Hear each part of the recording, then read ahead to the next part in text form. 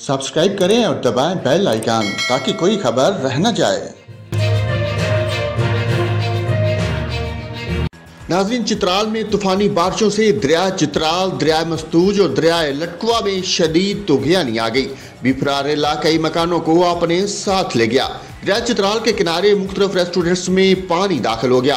गजर के इलाके यासीन में मुख्तलिफ मकामात पर लैंड स्लाइडिंग हुई।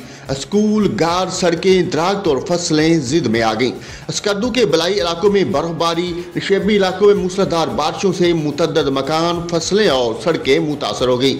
जिला गांचे, खरमंग और शगर में बारिशों से दरियाओं की सतह बुलंद हो गई। मौसम की खराबी पर कोपमाओं ने आर्जी तौर पर मुहिम जोई रोक दी। फोर्ट मंडरो और कोट सुलेमान के पहाड़ों पर बारिश हुई।